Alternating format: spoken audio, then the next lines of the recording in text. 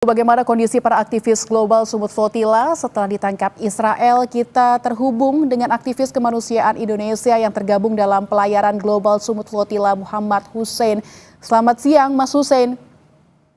Selamat siang, Mbak Lintang. Iya, semoga dalam kondisi sehat. Bagaimana kondisi aktivis yang sempat ditahan dan dideportasi?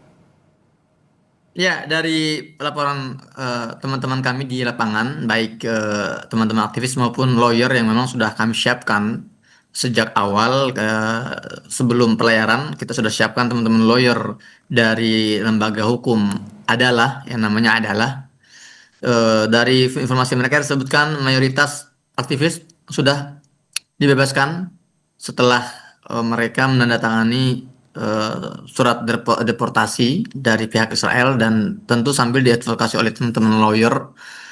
Kemarin contohnya teman-teman dari Malaysia sudah mendarat di Istanbul bersama para aktivis-aktivis Turki yang juga ditangkap, yang diculik maksud saya.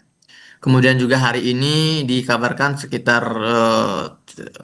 belasan aktivis dari beberapa negara juga dideportasi ke Madrid, Spanyol.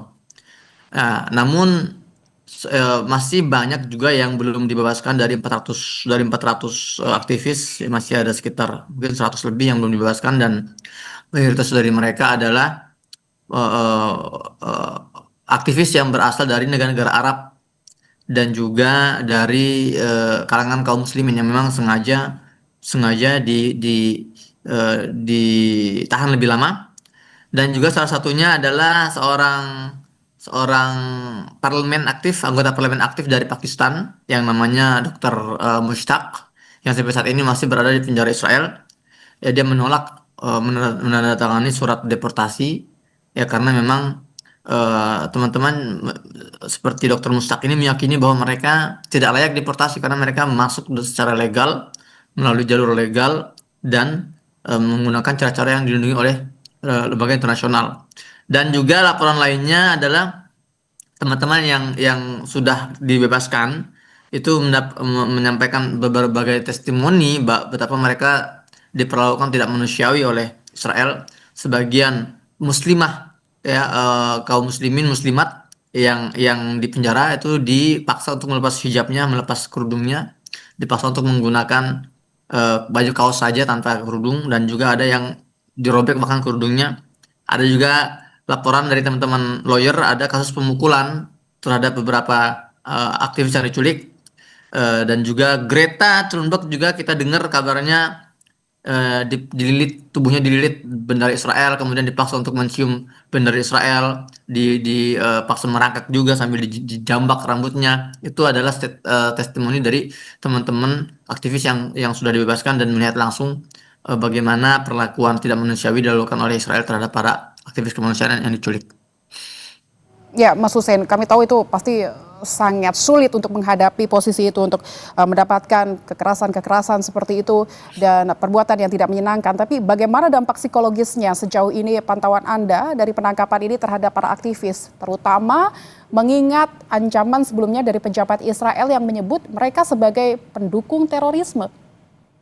Iya, jadi framing narasi seperti itu sudah kita dengar sejak 2 bulan terakhir ketika saya masih di Tunisia, detik-detik menjelang pelayaran sampai ketika kita berlayar pun framing narasi bahwa kami ini adalah aktivis humanitarian yang tidak netral, kami dianggap ya digerakkan oleh gerakan Hamas, ya itu semua kami paham lah, itu permainan mereka, permainan si war mereka yang mereka persiapkan sejak awal untuk menjustifikasi penyerangan mereka terhadap kapal-kapal kami, kapal-kapal GSF.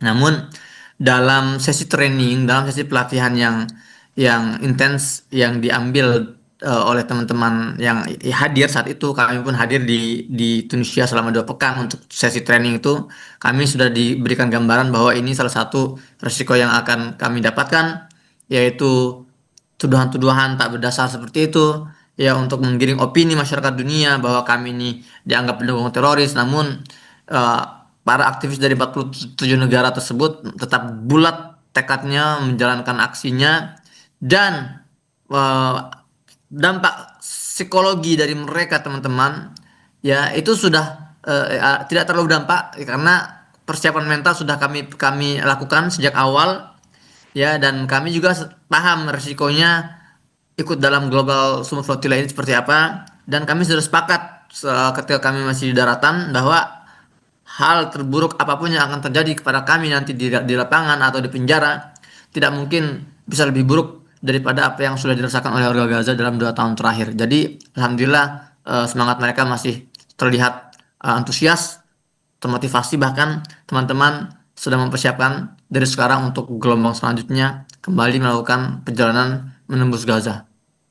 Berarti resiko-resiko itu memang sudah dipersiapkan jauh-jauh sebelumnya begitu Mas Hussein. Tapi saya mau mengonfirmasi bantuan-bantuan yang sudah disiapkan juga untuk diantar berarti gagal tersampaikan begitu dengan adanya pencekatan dari tentara Israel ini atau seperti apa Mas Hussein? Ya, jadi sudah dikonfirmasi bahwa bantuan-bantuan yang sudah kita siapkan dan kita bawa dengan kapal-kapal kita ini ikut dibajak oleh Israel. Jadi setelah kapal-kapal 42 kapal yang berlayar, 40 dibajak, ada 2 yang akhirnya kita selamatkan, kita kondisikan. 40 kapal ini isinya tidak hanya para aktivis tapi juga bantuan-bantuan kemanusiaan yang sudah kita persiapkan. Semua saat ini kondisinya sedang dalam eh, eh, bajakan Israel, sedang dalam pengawasan Israel, dan kita tidak tahu. Dan biasanya tradisinya Israel itu kalau sudah membajak kapal dan isinya, biasanya mereka tidak akan kembalikan dan mereka akan biarkan bantuan-bantuan tersebut rusak atau expire. Ya, yang penting bagaimana misi mereka dari awal adalah jangan sampai bantuan-bantuan ini sampai ke tangan warga Gaza yang sedang membutuhkan, dan itu bukan hal baru.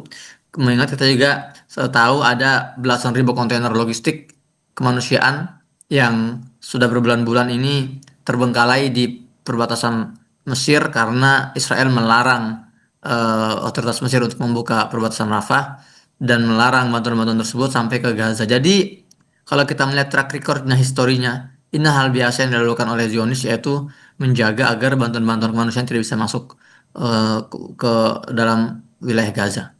Mhm. Baik Mas Hussein, kita harapkan para aktivis di seluruh dunia yang sedang ditangkap begitu oleh Israel yang mendapatkan perbuatan tidak menyenangkan dikuatkan fisik dan mentalnya sehingga bisa segera dilepaskan, dan aksi-aksi kemanusiaan lainnya bisa kita lanjutkan kembali untuk segera mengirimkan bantuan seutuhnya ke Palestina sehingga bisa dimanfaatkan dengan baik. Terima kasih Muhammad Lutfi Hussein, aktivis kemanusiaan Indonesia telah berbincang dengan kami.